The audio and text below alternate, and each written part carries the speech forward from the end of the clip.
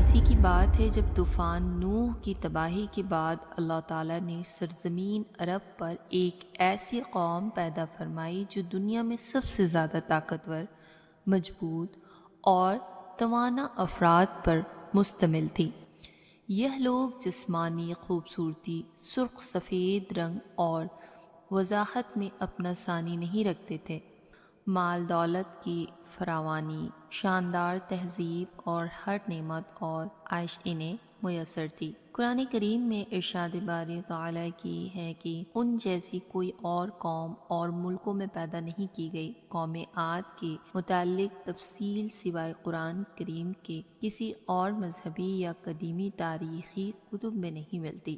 اس لیے اس قوم کی حالت کا نقشہ یا تو قرآن کریم کے ذریعے بن سکتا ہے یا پھر ان اثریات کے ذریعے جو نوح کی نسل سے جڑے ہوئے بتائے جاتے ہیں۔ قوم عاد کی اصل پہچان اس کی جسمانی طاقت اور گھمنڈ تھی۔ یہ لوگ اپنے لمبے قد، چوڑے سینے اور لوہے جیسے مضبوط بدن پر فخر کرتے تھے۔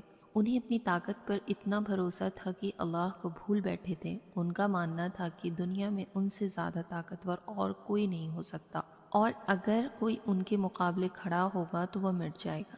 ان کا رہن سہن بے حد عالیشان تھا۔ انہوں نے ریگستان میں ایسے شاندار شہر بنائے جن کی عمارتیں اونچے اونچے ستونوں میں کھڑی تھیں۔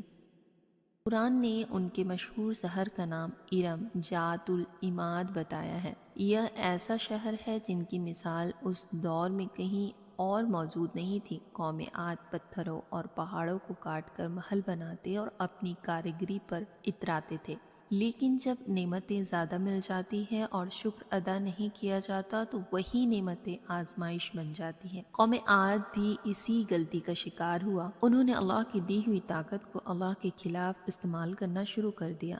یہ لوگ بت پرستی میں ڈوب گئے، ظلم کرنے لگے اور کمزوروں کو کچلنا اپنا شوق بنا دیا۔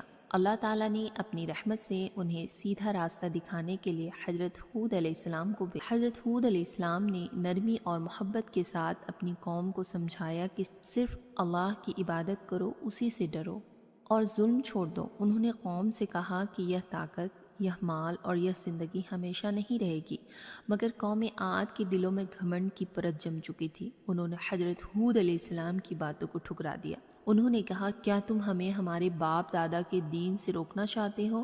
اگر تم سچے ہو تو وہ عذاب لے آؤ جس سے تم ہمیں ڈراتے ہو۔ یہ الفاظ اللہ کے نبی کا انکار نہیں تھا، بلکہ اللہ کی قدرت کو چنوتی دینے کے برابر تھا۔ جب قوم نے حد سے زیادہ سرکشی کی تب اللہ تعالیٰ کا فیصلہ آیا۔ عذاب سے پہلے آسمان پر کالے بادل چھا گئے۔ قوم عاد خوش ہو گئی۔ انہوں نے سمجھا کہ یہ بارش ہوگی، کھیت ہرے ہوں گے اور خوشحالی اور بڑھ جائے گی، مگر انہیں کیا خبر تھی کہ یہی بادل ان کی تباہی کا پیغام لے کر آئے گی۔ پھر اللہ تعالیٰ نے ان پر سخت ٹھنڈی اور تیز ہوا بھیجی جو لگاتار 7 رات اور 8 دن تک چلتی رہی۔ یہ ہوا اتنی زوردار تھی کہ پہاڑ جیسے انسان زمین پر گر پڑے، اور قرآن بتاتا ہے کہ وہ لوگ ایسے لگ رہے تھے جیسے کھجور کے کٹے ہوئے تنے۔ ان کے محل، ان کی طاقت، ان کا گھمنڈ سب مٹی میں مل گیا۔